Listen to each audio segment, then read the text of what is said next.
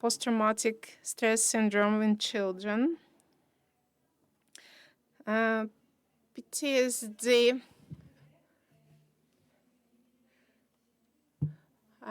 the interplay of post-traumatic stress disorder, psychological resilience, and post-traumatic growth. First of all, what is traumatic event?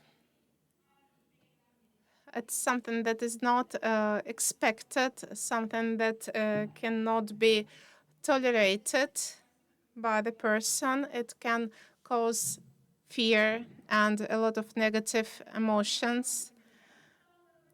Traumas like war, disasters, and so on. Trauma cannot be predicted, and the person loses the sense of control. Epidemiology, the traumatic exposure is very common among the adult teenagers, and 2/3 of the teenagers were exposed to trauma. In meta-analysis done, around 15% of children experienced trauma, later developed PTSD. And this syndrome may increase the risk of unwanted behavior. Does everyone react to trauma in the same way? It's very individual matter. An individual, if an individual experiences trauma for a very long time, they can develop PTSD. And there are a lot of works written on this. After the exposure, there are some main clusters. Intrusive symptoms, re-experiencing the trauma, and thoughts, intrusive thoughts, negative mood changes, and impulsiveness. What are the risk factors for PTSD development? Individual before trauma, during trauma experience, and later. There are some factors.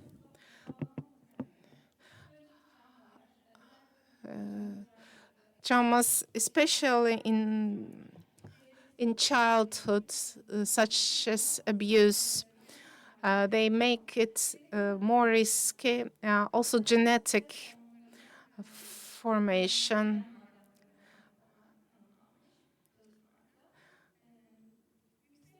High neuroticism and negative mood personality, and low optimism, which also strengthens resilience and the negative point of view. Pre-existing conditions and female sex. We know that all people experience trauma, may experience trauma, but especially females have more risk for developing PTSD. When we see trauma factors, the severity of traumas, if it's chronic or acute, if it's interpersonal trauma or it's related with war or disaster. Usually interpersonal traumas lead to PTSD, and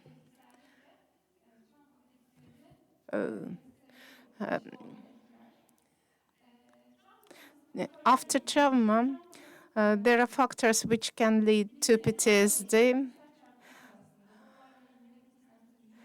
like so intrusive thoughts or intrusive thoughts make the way to the PTSD easier. Also, lack of social support will increase vulnerability. Avoiding thoughts of trauma, or it may be substance abuse, and individuals who experience more guilt are more at risk to develop PTSD. Also, there are environmental factors like low education, low social status, and being in a excluded group of population. There are people do not react to trauma in the same way. Some people also can continue with their lives and do not develop PTSD. And one of the factors which helps is psychological resilience, which helps to be flexible and to adapt to the changes. So resilient individuals, even if they are affected by trauma, adapt to these challenges and can rebound. Individuals do not born resilient. It's a factor which is developed. And there are also factors like environment, social factor, and so on, which help to develop resilience. Which factors help to increase resilience? It was told before, but optimism, positive approach, and ability of the individual to see. Being flexible, having different perspectives, and increasing capabilities keep them oriented. Active coping mechanisms, helping me develop strategies to overcome problems, and similar strategies increase the feeling of control and make people not feel alone or isolated. And people that can easily regulate their emotions or can overcome these and manage such strong emotions and have a easier, comprehensive mental balance. Social factors, when looked into, one of the most important ones, I believe it's crucial because in first chamber it's family, later friends, and then communities. Giving support helps people develop strength to overcome. And in their stories, in their traumatic histories, have the safe space to describe their traumas, and their processing capabilities greatly benefit from this, and such individuals have an easier time recovering. This relativity between different peoples and its quality was measured, and they feel much more secure, supported, comprehensive, and on a larger scale, supported. Of course, community support matters. Mental health services accessibility, social policies implementation, crisis services, and recovery periods benefit greatly from this. Socio-demographic, then. In a study, we see that marriage actually enhances the resilience, which translates to a sustainable, continuous social advancement, higher level of income, and having a higher socioeconomic standing, and includes ease of access to mental health services, which builds more resilient people, it is shown. So, these people, this resilience and PTSD relationship then. High resilience people have less tendencies to develop such things, and these people with trauma, even though they are traumatized, studies have shown that functionality is regarded higher with a faster recovery and decrease the volatility of stress. Resilience increasing intervention actions have also shown that PTSD and its disturbances are more quickly recovered from. I'm getting feedback slightly. I'm sorry, I'm distracted. So, this protective level and its positive psychological return, and we see its ground basis. So, this PTG, post-traumatic growth, refers to positive psychological changes people may experience. This was used in 1990s by Tedeschi and Calhoun. And this model describes itself as that a traumatic event will hinder and shake the root of a person and core beliefs about self, and a cognitive reevaluation and meaning making can be shaped from this. This growth shows that it's not from the trauma, but a mental and emotional effort put forward to reevaluate. So, so how does this happen? How do we get to this level? So, in this cognitive processing model, we have two types of rumination. One is intrusive, unwanted, right after the trauma, in a rather intrusive method, people repeat the same thing after and again with high stress, and shows it in actions, insomnia, emotional confusion, and more. So, in that regard, individuals' meaning establishment is in delay. It is a lack, a retardation, rather, in appropriate conditions and terms. From room intrusiveness, it switches, it is told that a deliberate cognitive rumination happens. So, what does this mean? So, it is seen with, let's say, looked at from a perspective that is much more distant, and more constructive thinking emerges when it comes to trauma and its relation, and gives repurposed meaning or reimaginates the meaning in life and self and creates a new perspective. So, establishing this meaning happens with this change. So, what can increase or accelerate this change? Time and basis feeling of security. This hearsay's ability to be exchanged in a social environment, it is not just accepting the trauma, but its effects too.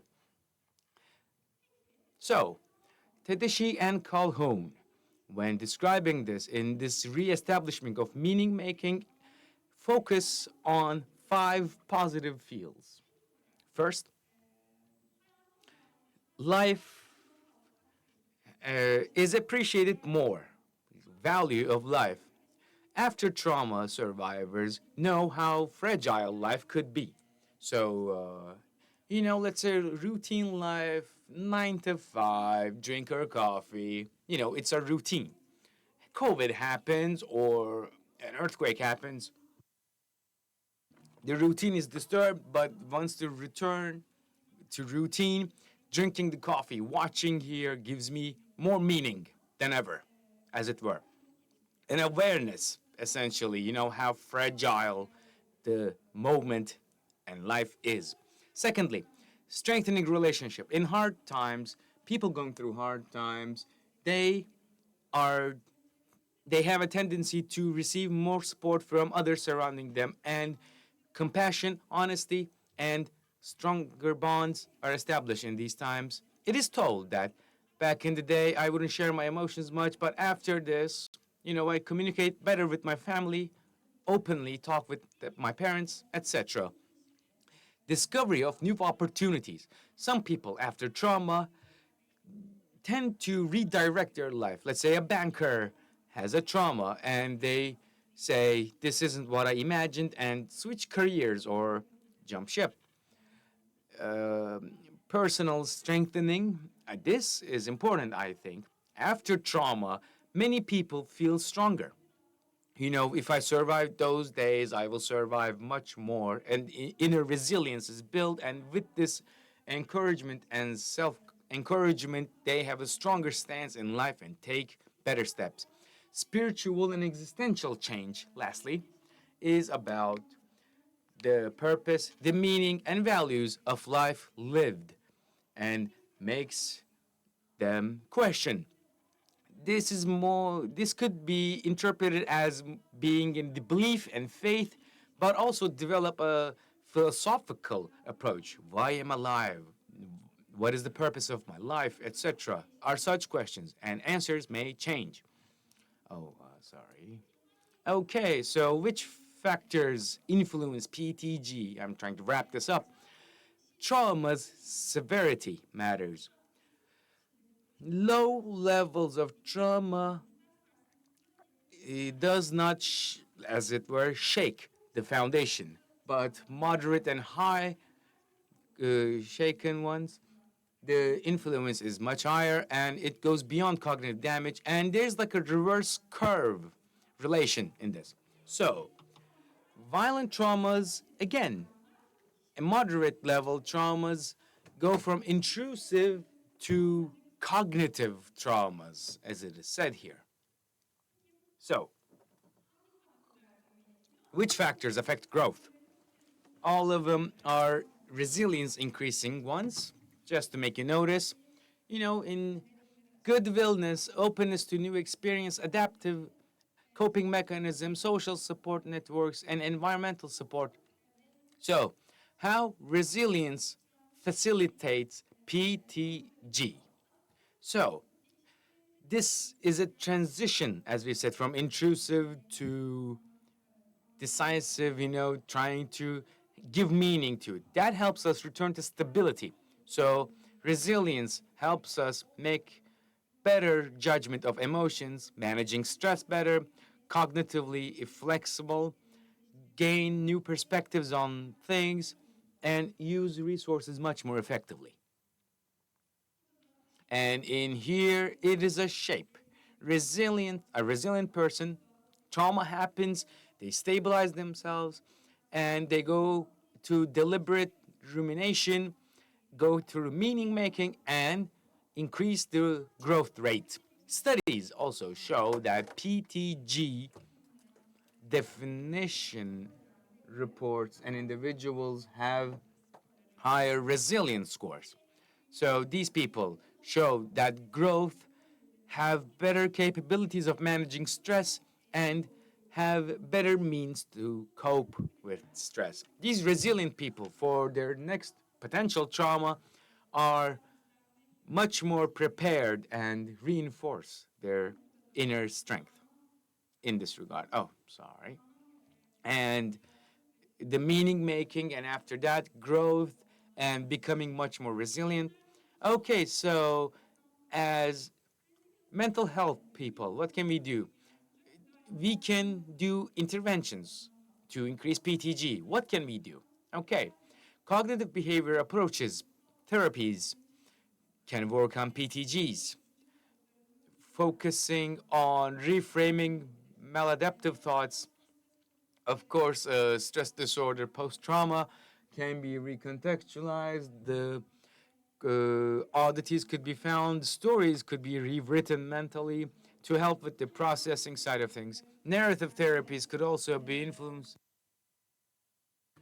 and to give meaning to trauma and integrate them to their lives, as with PTG. Mindfulness-based interventions could be employed to raise self-awareness of people, reduce rumination, and build psychological flexibility. Positive psychology techniques can also be effective when these models are defined by people. You know, gratitude, optimism, and focusing on strength-based reflections. Of course, every individual is different, They all have their own strengths, coping mechanisms, and we should be intervening if needed based on these. Thank you for your patience.